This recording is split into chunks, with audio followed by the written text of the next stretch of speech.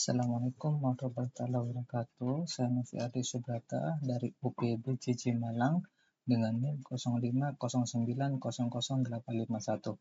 Di sini saya akan mengerjakan tugas 3 basis data, yaitu melakukan praktikum transaksi dan melakukan praktikum terdistribusi. Oke, selanjutnya kita langsung saja kerjakan tugas 3 berdasarkan buku panduan yang ada. Oke, kita langsung saja. Untuk tugas kali ini kita akan menggunakan 4 perintah, yaitu perintah commit, perintah rollback, dan perintah checkpoint, serta perintah trigger seperti itu. Kita langsung saja menjalankan perintah, yaitu perintah commit. Perintah commit itu apa? Sebuah perintah yang menandakan bahwa transaksi telah selesai dilaksanakan dan terjadi perubahan data. Itu. Kita langsung saja masuk ke langkah-langkahnya, yaitu pilih basis data rumah sakit, dan kita pilih routines. Di sini ada beberapa sudah saya tambahkan contoh-contohnya, yaitu berupa transaksi 1, transaksi 2, transaksi 3, transaksi 4, dan transaksi 5. Oke, di mana di setiap transaksi ini sudah ada skrip-skrip yang sudah saya tambahkan. Contohnya di transaksi 1, di sini kita akan melakukan penambahan data pasien dengan ID 127, namanya Ajib, select from tabel pasien, dan N. Artinya kita akan menambahkan data pasien tanpa menggunakan perintah commit seperti itu. Kita pilih go saja. Kita pilih go dan kita lakukan execute untuk menjalankan perintah. Nah, di sini tabel data Ajib itu berhasil kita tambahkan dari ID 127. Hanya saja karena kita tidak menggunakan perintah commit, maka data Ajib ini tidak akan bertambah di pasien. Selanjutnya kita cek tabel pasien. Maka di sini tidak ada data Ajib seperti itu. Oke, selanjutnya kita jalankan perintah yang menggunakan perintah commit, yaitu transaksi 2. Kita cek di transaksi 2. Di transaksi 2 kita akan menambahkan data di tabel pasien dengan nama Desi dengan ID 128. Nah, di sini kita akan menjalankan perintah commit. Kita pilih go saja, lanjut. Oke, kita lakukan execute. Oke, di sini kita sudah berhasil menambahkan nama Desi dengan ID 128. Karena kita menggunakan perintah commit, maka perintah data tersebut akan masuk langsung ke tabel pasien. Kita cek. Nah, di sini data pasien Desi dengan ID 128 berhasil kita tambahkan. Selanjutnya, kita akan menjalankan perintah rollback.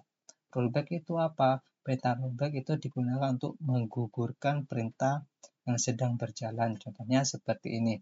Di transaksi kita akan melakukan update data data pasien dengan ID 128 dengan nama Dina. Yang sebelumnya ID 128 itu adalah Desi, kita akan melakukan update menjadi nama Dina.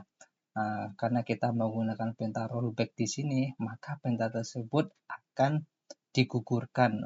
Seperti itu, kita klik go. Nah, kita cek di transaksi 2. Oh, mohon maaf, ini sudah kita jalankan.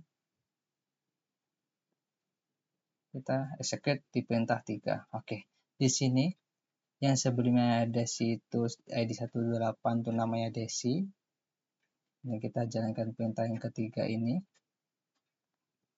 Agar kita melakukan update menjadi Dina, maka perintah tersebut tidak akan merubah nama atau mengupdate nama Desi menjadi Dina, karena rollback itu menggunakan perintah yang sebelumnya. Oke, selanjutnya kita akan menjalankan perintah yang keempat. Perintah yang keempat itu apa? Yaitu kita diminta untuk menambah data. Value-nya itu ID 129 atas nama Hanif. Kita akan menjalankan perintah rollback di sini. Oke, kalau kita mengacu di transaksi yang ketiga, perintah rollback itu digunakan untuk menggugurkan perintah yang sebelumnya. Artinya, saat kita melakukan insert data dan di sini diakhiri dengan kata rollback, maka data tersebut tidak akan muncul seperti itu. Nah, di bawahnya kita akan melakukan update pasien. Nah, di transaksi yang ketiga tadi, kita sudah melakukan update. Hanya saja di sini tidak menggunakan commit, tapi menggunakan rollback. Maka pasien atas nama Desi tidak akan berubah menjadi Dina. Nah, seperti itu. Nah, karena di transaksi yang keempat ini kita tidak menggunakan rollback, di sini menggunakan commit, maka nama pasien Dina dengan ID 18 akan merubah data sebelumnya, yaitu nama pasien Desi, seperti itu. Coba kita jalankan execute transaksi keempat. Kita jalankan. Nah, di sini yang sebelumnya namanya Desi berubah menjadi Dina. Dan nama Hanif itu tidak akan muncul karena adanya perintah rollback. Selanjutnya, kita akan menjalankan perintah yang kelima. Perintah yang kelima, di sini ada 3 perintah yang kita jalankan, yaitu ada rollback, ada commit, dan ada checkpoint. Nah, untuk checkpoint yang menandakan itu apa? Yaitu yang menandakan namanya save point. Di sini poin 1, seperti itu. Di sini kita akan melakukan penambahan data pasien dengan ID 129 atas nama Amin. Dan yang kedua, kita akan menambah pasien yang namanya Tina dengan ID 130. Dan yang ketiga, kita akan menambah nama pasien dengan ID 131 atas nama Lutfi. Oke, kita jelaskan sebentar. Nah, jika kita menjalankan perintah ini, maka data tersebut akan tercrypt di tabel pasien. Nah, untuk nama insert into ini, karena di sini ada perintah rollback to save point 1, maka atas nama Tina ini tidak akan ada di tabel manapun, seperti itu. Dan selanjutnya kita akan menambahkan, yaitu kalau commit ya otomatis data tersebut akan langsung masuk ke pasien. Kita pilih go dan kita execute. Nah, di sini yang berhasil ditambahkan hanya Amin dan Lutfi. ID 129 dan 131. 130 tidak masuk karena di situ ada perintah rollback, menggugurkan perintah yang sebelumnya. Itu. Oke. Dan demikian untuk perintah transaksi 1, 2, 3, 4, 5 sudah berhasil kita kerjakan. Selanjutnya kita akan menjalankan perintah trigger. Seperti itu. Sebelum menjalankan perintah trigger, kita diminta untuk membuat sebuah tabel, yaitu tabel obat dan tabel transaksi obat. Oke, kita langsung saja perintahnya seperti ini. Kita masuk saja di sini. Kita jalankan perintah ini. Di sini kita akan membuat tabel obat. Nah, di dalam tabel obat nanti akan tercrypt data berupa ID obat dan integer 6, auto increment premix key, dan ada kode obat, nama obat, harga dan stok, seperti itu. Kita langsung saja jalankan. Nah, di sini SQL kita jalankan. Titik koma, kita langsung jalankan dua ya. Selanjutnya kita jalankan lagi tabel ID, langsung kita go. Nah, di sini sudah kita berhasil menambahkan tabel, yaitu tabel obat dan tabel transaksi obat. Selanjutnya kita lakukan perintah designer. Kita masuk ke designer, show hidden, kita tampilkan IRD-nya. Oke, di sini ada transaksi obat dan obat. Seperti itu. Selanjutnya kita buat relation. Sebelum kita membuat relation, kita sebaiknya save dulu. Nah, oke, dan menjadikan ID obat. Nah, di sini ada ID obat. Kita jadikan menjadi indeks seperti itu. Oke, jadikan foreign key. Selanjutnya di transaksi obat kita menjadikan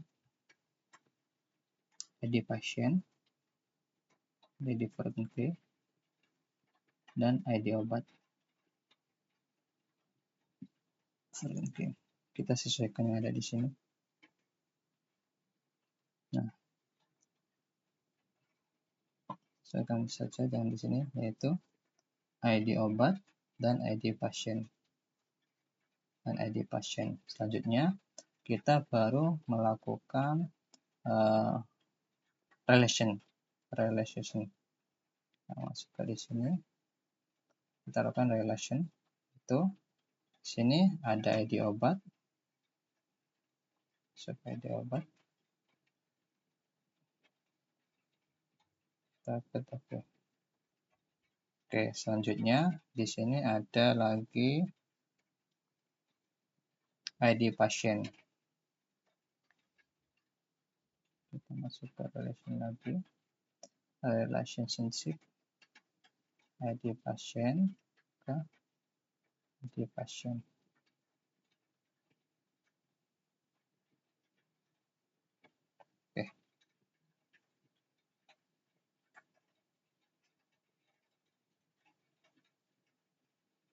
Oke, kita sudah berhasil menjalankan perintah penambahan tabel dan IRD. Selanjutnya kita akan melakukan perintah trigger.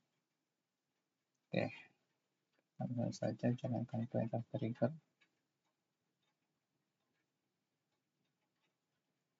Oke, selanjutnya kita masuk ke database rumah sakit. Kita pilih trigger di sini, kita create new trigger. Ya, di sini kita pilih namanya yaitu trigger jual. Di sini kita pilih transaksi obat dan setelah itu kita pilih after, kita insert di sini. Oke, kita insert dengan perintah yang ada di sini.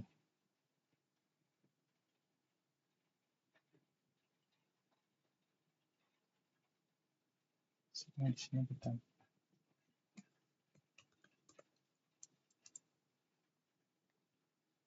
update,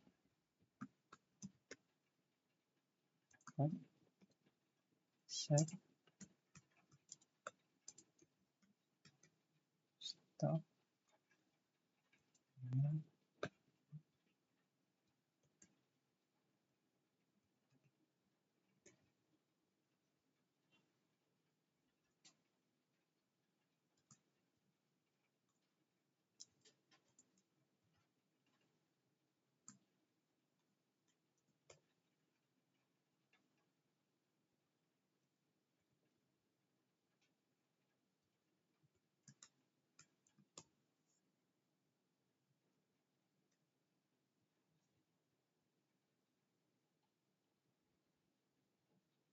kita sudah berhasil menambahkan trigger. Selanjutnya kita menambahkan data di obat, data obat. Oke. Kita insert ID obatnya, kita kasih A001, maaf 1, kode obat A001, nama obat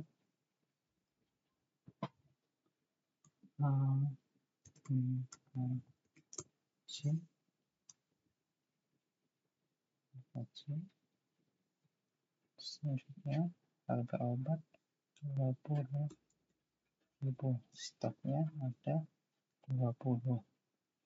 Selanjutnya di sini kita kasih A002,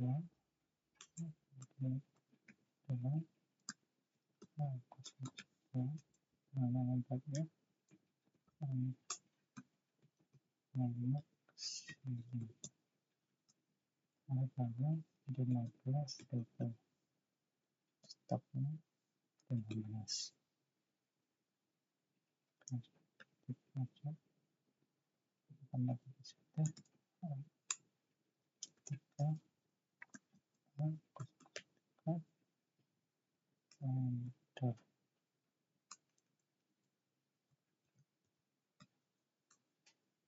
parameter harganya 5.000, stoknya ada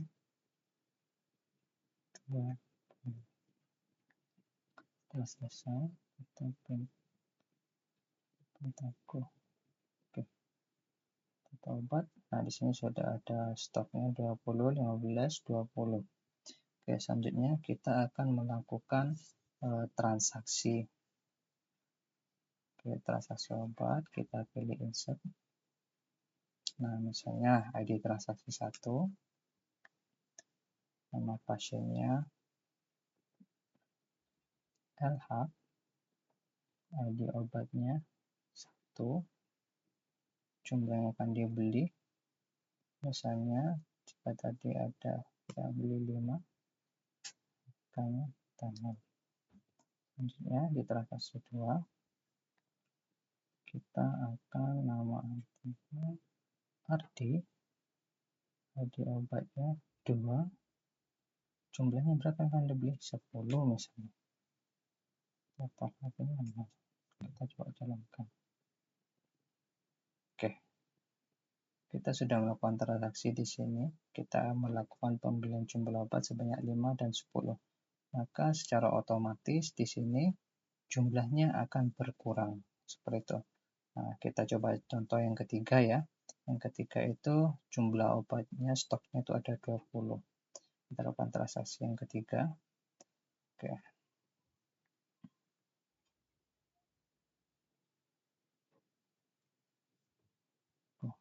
Transaksi yang ketiga. Tadi jumlah obatnya ada obatnya 3, jumlahnya ada 20, kita akan membeli sebanyak 5. Karena kita jalankan. Oke, selanjutnya kita ke obat. Nah, maka di sini juga akan berkurang. Yang sebelumnya 20 menjadi 15. Oke, dan demikian untuk tugas transaksi basis data, tugas 3 sudah berhasil kita kerjakan. Oke, Assalamualaikum warahmatullahi wabarakatuh.